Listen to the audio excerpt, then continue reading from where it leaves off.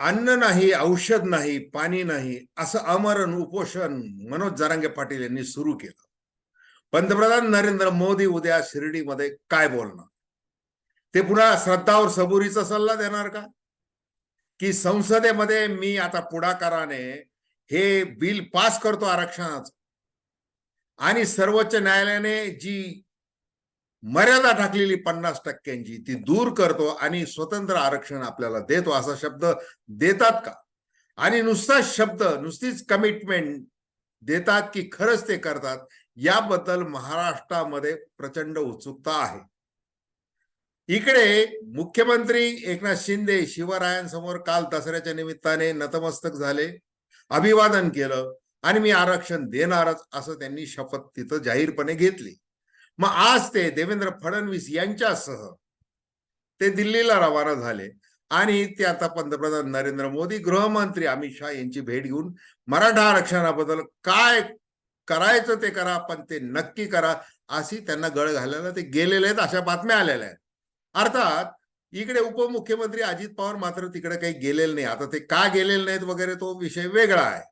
आपण आज चर्चा करणार आहोत की पंतप्रधान नरेंद्र मोदी यांनी आता मनावर घ्यायला पाहिजे. जसं मनोज जरांगे पाटील हे म्हटले होते की जर पंतप्रधान नरेंद्र मोदी यांनी एक फोन केला असता तर सगळं काही सुरळीत झालं असतं, परंतु त्यांना वेळ मिळाला नाही वगैरे वगैरे.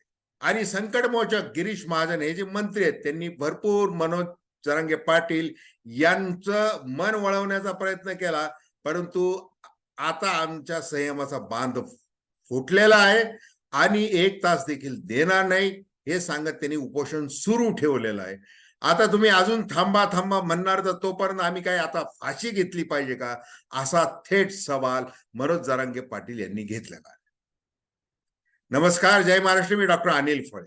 हे बघा, पंडित जवाहरलाल नेहरू ज्या वेळेला लोणीमध्ये आले होते, प्रवरा नगरला आले होते, ते यासाठी आले होते की प्रवरा सहकारी कारखान्याचं उद्घाटन त्यांच्या हस्ते झालं होतं आणि ते असं म्हणाले होते की मी इंग्लंडला जाऊन सांगणार आहे, इंग्रजांना जाऊन सांगणार आहे की बघा माझ्या देशामधला गोरगरीब शेतकरी कसा काम करतोय, त्यांनी आपल्या रक्ताचं पाणी करून जो ऊस पिकवलेला आहे तो ऊस डोळ्यासमोर ठेवून तो आता सहकारी तत्वावरचा कारखाना सुरू करतोय, हे मी त्यांना सांगणार आहे.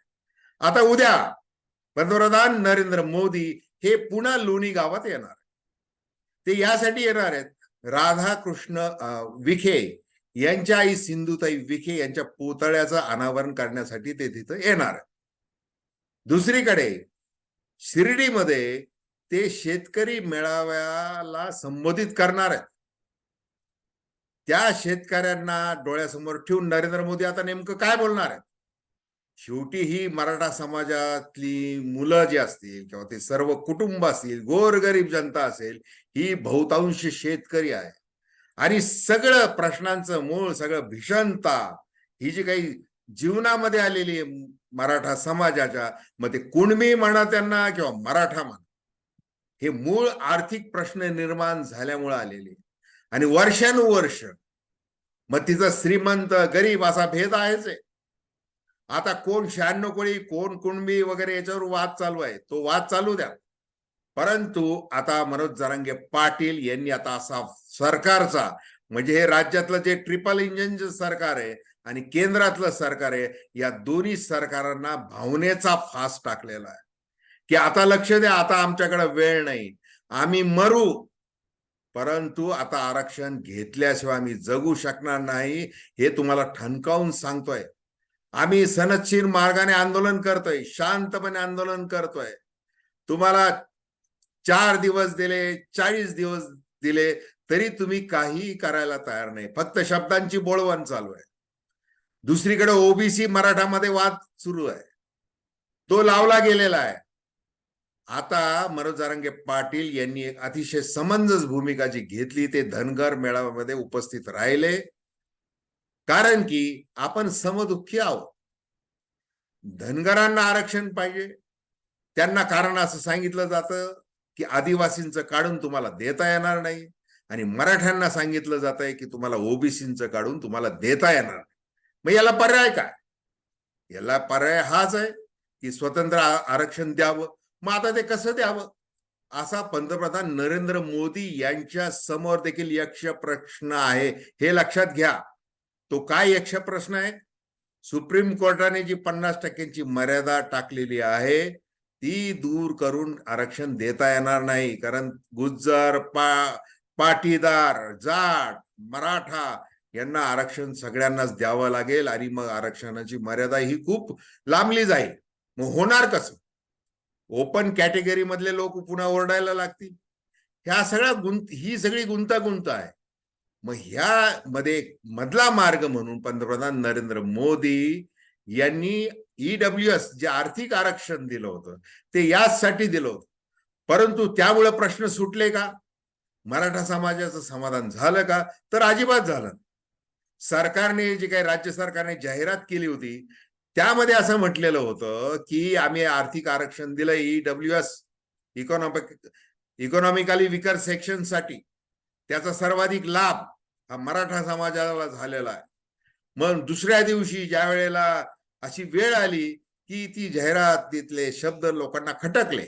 मग पुन्हा सांगितलं आमचं धोरण तोरण, आणि काल तर आता मुख्यमंत्र्यांनी शपथच घेऊन टाकलेली. मग आता या ट्रिपल इंजिनचा मान राखण्याचा, त्या शपथेचं भान राखण्याचा हा सगळा जो अधिकार आहे तो पंतप्रधान नरेंद्र मोदी यांना आहे. मग आता तो जो यक्ष प्रश्न आहे ते कसे सोडवणार? त्यांना संसदेमध्ये सगळ्या खासदारांना विश्वासात घ्यावा लागणार आहे की महाराष्ट्रातले हे जे 48 खासदार आहेत, उरलेले जे काही 500 खासदार आहेत, त्यांना सांगावं लागणार आहे की अशी गुंतागुंत आहे. आणि मूळ प्रश्न हा गरिबीतून, सामाजिक विषमतेतून निर्माण झालेला आहे. हा आर्थिक विषमता आहे, सामाजिक विषमता आहे. आणि असे जर दोन्ही निकष लावायचे, मराठा समाज म्हणा किंवा कुणबी समाज हा आर्थिकदृष्ट्या मागासलेला आहे म्हणूनच त्यांना आरक्षणाची गरज आहे. दुसरीकडे सामाजिक दृष्ट्या देखील तो मागासलेला आहे म्हणून त्यांना आरक्षणाची गरज आहे. आणि सामाजिक निकषाचा विचार करूनच आर्थिक आरक्षणाला विरोध झालेला आहे. मग त्याच्यामध्ये भरपूर तज्ञांनी भरपूर मोठं त्याच्यामध्ये वक्तव्य केलेलं आहे, अभ्यास समोर मांडलेला आहे. मग आता मनोज जरांगे पाटील यांनी जे काही सगळ्या कायद्याचा सगळ्या कोणाला काय किस पाडायचा तो पाडत बसा, परंतु आता कसंही करून मराठ्यांना कुणबी प्रमाणपत्र द्या. आणि नुसतंच प्रमाणपत्र देऊ नका तर आरक्षण घोषित करा.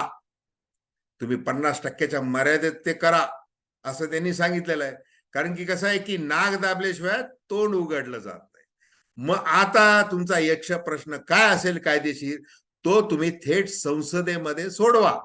कारण संसद म्हणजे सर्वोच्च कायदे मंडळ आहे, सर्वोच्च सभागृह ते आहे. सुप्रीम कोर्ट देखील त्यावर काही बोलू शकत नाही. 50%ची मर्यादा आहे ना, ठीक आहे, तुम्हाला अजून आरक्षण द्यायचंय ना तुम्ही द्या, परंतु संसदेला ठरवायला लावा. मग संसदेने ठरवायचं म्हणजे काय करायचंय? राज्यसभा आणि लोकसभेमध्ये ते आरक्षणाचं बिल मंजूर करायचं. त्याच्यानंतर सगळ्या राज्यांनी ते मंजूर करायचं आणि मग ते आरक्षण लागू होणार. मग आता हीच गोष्ट पंतप्रधान नरेंद्र मोदी शिर्डीमध्ये ज्या वेळेला बोलतील शेतकरी मेळाव्याच्या संबंधाने, त्यावेळेला हे सांगतील की शेतकऱ्यांसाठी आम्ही किती प्रकारच्या योजना जाहीर केलेल्या आहेत, शेतकऱ्याचं उत्पन्न दुप्पट व्हावं म्हणून आम्ही काय काय केलेलं आहे, कोणकोणत्या शेतमालाला आम्ही हमी भाव दिलेला आहे, कुठली अवजारे साधनं बियाणं घेण्यासाठी आम्ही काय करतोय, पीक विम्या संदर्भात आम्ही काय करतोय, हे सगळे ते पुन्हा सांगणार आहेत. आणि ते सांगून काही समाधान होणार नाही. कारण आतापर्यंत त्याच्या आधीचे पंतप्रधान असतील डॉक्टर मनमोहन सिंग किंवा आता गेल्या 9 वर्षापासून जे पंतप्रधान नरेंद्र मोदी यांनी हेच सांगितलेलं आहे. आणि कोणत्याही पंतप्रधानाने सांगितल्यामुळे शेतकऱ्यांच्या आत्महत्या थांबल्या आहेत का हा खरा प्रश्न आहे. या शेतकऱ्यांच्या मुलांचे लग्न जमत नाहीये, त्यांना नोकऱ्या नाही, डबल ग्रॅज्युएट कर्ज काढून ते शिकलेले आहेत. आज अनेक शेतकऱ्यांनी प्रतिक्रिया अशा दिलेल्या आहेत मीडियाला की आम्हाला शिक्षणच देऊ नका ना, आम्हाला तुम्ही सक्तीचं शिक्षण देताय, उच्च शिक्षण देताय, त्याच्यामध्ये सोयी देताय, परंतु त्यासाठी आम्हाला कर्ज काढायला लावताय आणि इकडे नोकरी मागायला गेलो तर आरक्षण नाहीये. मग नोकऱ्या तेवढ्या उपलब्ध नाहीयेत हे तुम्ही सांगता आणि वस्तुस्थिती आहे ती सगळ्यांना मान्य आहे ना. मग लघु उद्योजक असतील, छोटे छोटे उद्योजक असतील, ते तयार जर करायचे आहेत, आमच्यातून ते तयार व्हावेत, यासाठी तुम्ही काय करताय? ही भ्रष्टाचाराची जी साखळी आहे ती गावामध्ये सावकार असेल, बँकेचे अधिकारी असतील, पुढारी असतील, मधले दलाल असतील, ही थांबवणार कोण? हा प्रश्न शेतकरी आज विचारतोय. प्रश्न फक्त मराठा आरक्षणाचा नाहीये, अनेक प्रकारचे त्याला पदर आहेत आणि त्याच्या मुळाशी जावं लागणार आहे. आणि कधीतरी आता राजकारण्यांनी आपले सगळे मतभेद बाजूला ठेवून की आपण कधी सत्तेवर होतो त्यावेळेला आपण काय केलेलं आहे, आपण आता सत्तेवर नाही, मग आता उगाच त्या आगीमध्ये आपण तेल ओततोय का?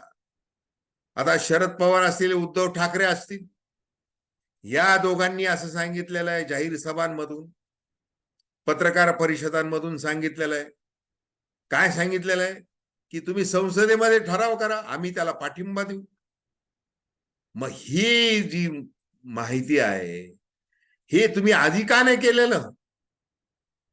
कारण की फक्त आता जातीपातीचं राजकारण, मग तो भारतीय जनता पक्ष असेल, काँग्रेस असेल, राष्ट्रवादी असेल, शिवसेना असेल, मग आता शिवसेना राष्ट्रवादी बदले अजून दोन दोन ते जे काही गट फोडाफोडी झालेले ते गट असतील, फक्त तोंडाला पानं पुसण्याचं काम करायचं आणि आपले मत मिळवायचे, एवढंच सगळं चालू आहे.